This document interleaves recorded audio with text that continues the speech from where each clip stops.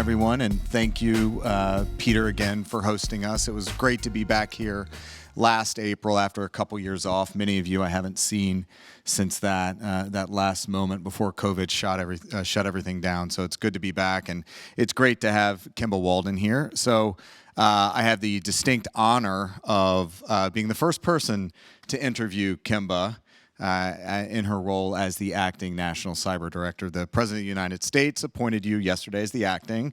So first, congratulations, and it's great to see you in this role. So you have some big shoes to fill, both literally and figuratively. Chris Inglis is a well-known figure in cybersecurity, Deputy Director of the National Security Agency, of course, before serving as the first Senate-confirmed National Cyber Director. But you're no slouch yourself. So why don't you give us a little bit of a background of what you've been doing over the last decade plus, and how'd you find yourself in this role? Well, let me answer the first question first, because the second question is a bit more complicated. So yes, I do have some big shoes to fill. The good news is that he gets to keep his shoes. I have new shoes to bring to the office. I'm not going to be Chris 2.0. I'm Kemba 1.0. So let me tell you a little bit about who I am. So first of all, thank you so much for the invitation. Thank you for allowing this to be my first public appearance as the acting National Cyber Director. I see a lot of new and old friends in the room, and so this is fantastic. So the office that I lead, we are the primary advisor to the President on cybersecurity, one of the primary advisors. Our North Star, at the end of the day, is to make sure that all communities are able to thrive and prosper, full stop.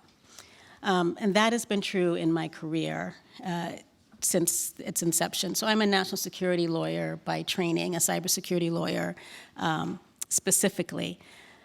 Immediately before here, I was at Microsoft. I stood up the counter-ransomware program in Microsoft's digital crimes unit. I was the primary lawyer for what was then called Defending Democracy at Microsoft. But before that, I was at DHS for 10 years in a number of roles. The most notable was that I ran something called Team Telecom on behalf of DHS.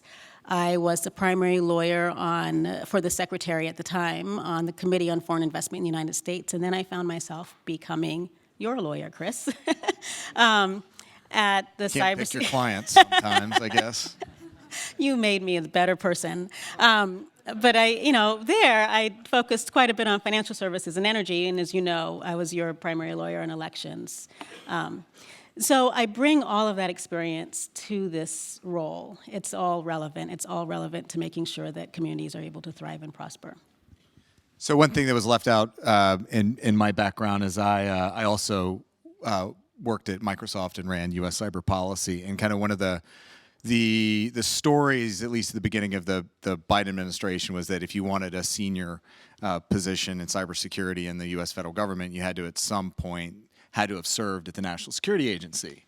So I think we've found another template for senior cyber officials that's working at Microsoft and at CISA, and you can find yourself into these senior roles. So well done. Relatedly, and we're now in the third year of the Biden administration, and at least in the U.S., every administration is fixated on strategies and national strategies. The Trump administration had their national cybersecurity strategy, and the rumor is that there is a Biden national cyber strategy, which was one of Chris Inglis's priorities, kind of in the offing, if not, due for release any day, any moment now. So if those rumors are in fact true, and let's assume they are, what would a strategy, what would that look like? What are the priorities, and what's the framing and mentality behind a Biden administration national cyber strategy?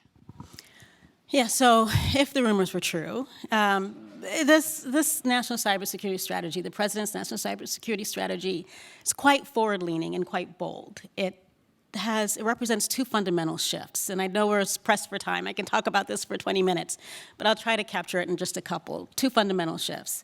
The first is that we have to shift responsibility for cybersecurity risk.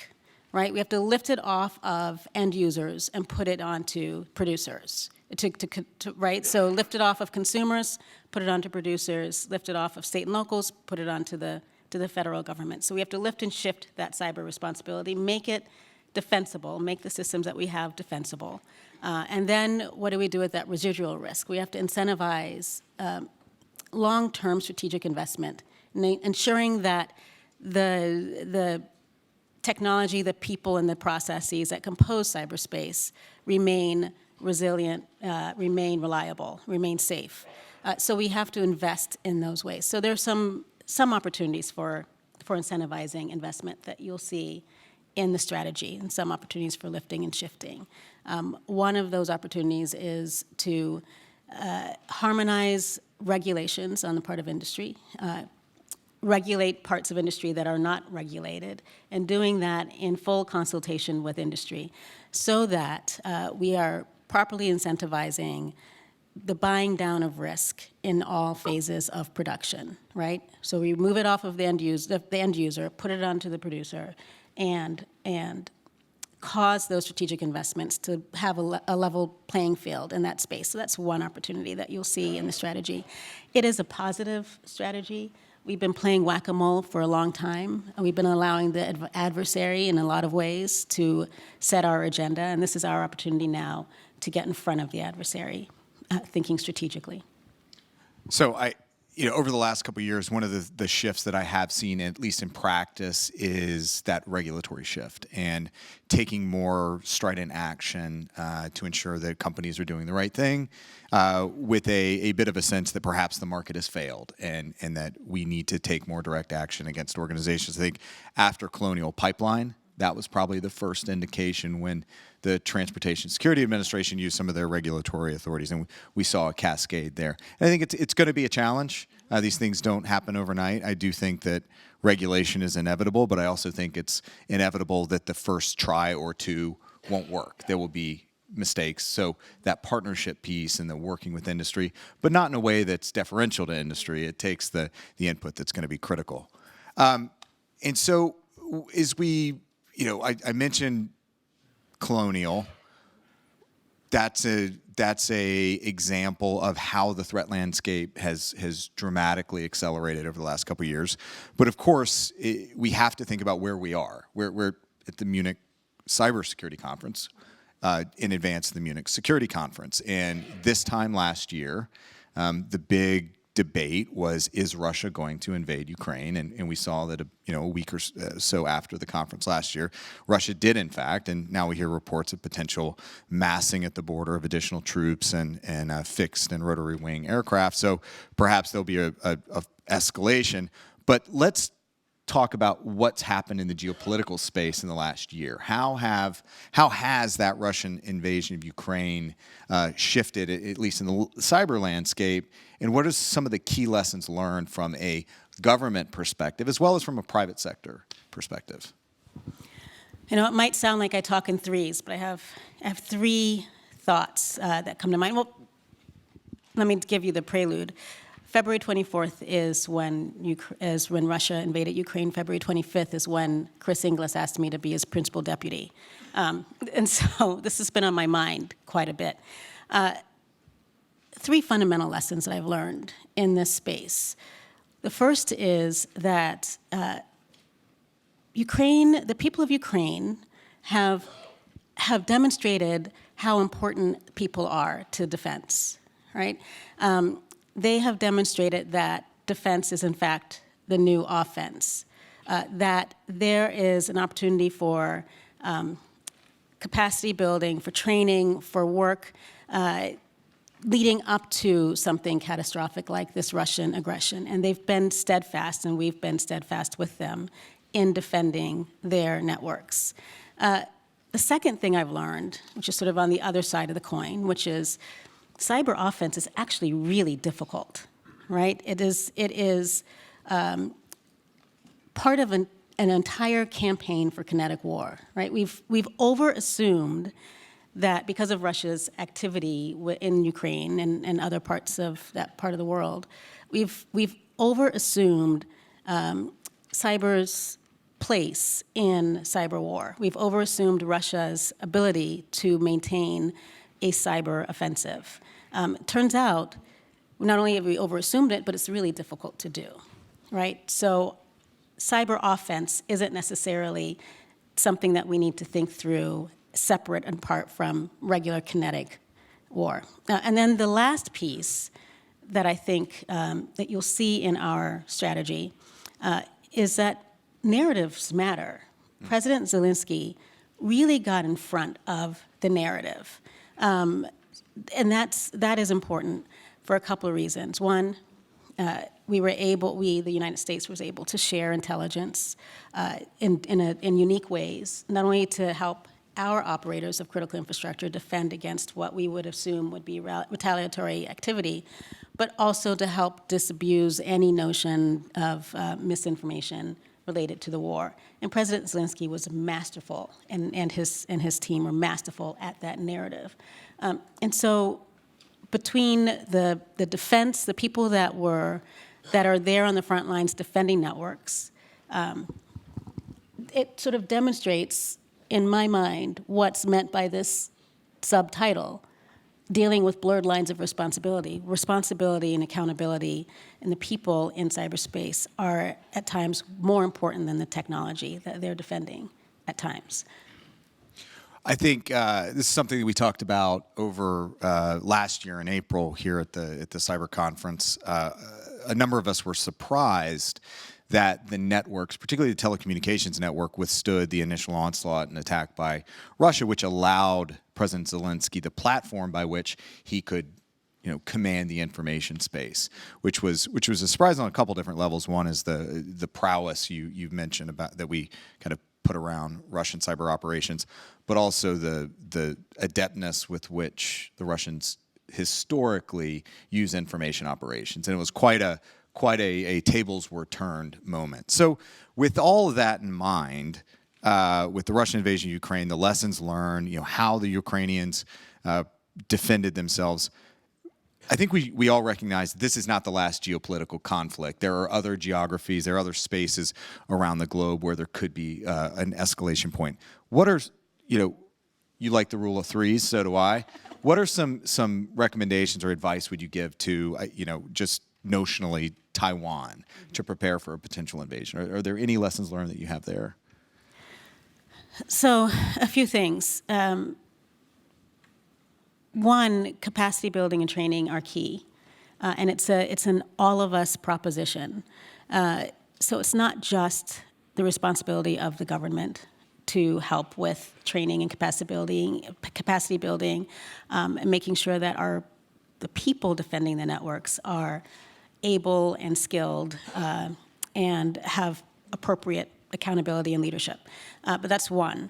The other piece is that this is an all-of-us proposition. So one of the things I didn't mention in Ukraine was that a lot of the U.S. government capacity building and training, and I know that was the case for other countries, responsible countries, but the private sector supported that proposition, right, with the Starlink satellites and moving Ukraine's infrastructure into the cloud. And there were opportunities for not only the public sector, the governments, but the private sector to be able to lean in and defend.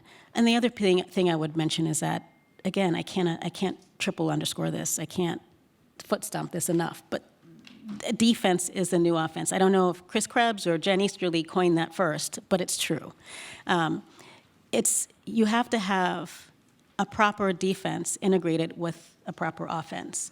You can't have an offense without the defense piece. And I think we woefully underestimated the resilience, the reliability of a proper defense in this space. Yeah, I think one of the lessons learned from the initial invasion of Ukraine by Russia in 2014 was that capacity building piece, but also partnering with foreign governments, U.S. Cyber Command, defending forward, deploying teams into Ukraine to help understand what's happening across the networks. And we benefited from that from an election perspective because we saw activity that we could bring back to election officials in the United States.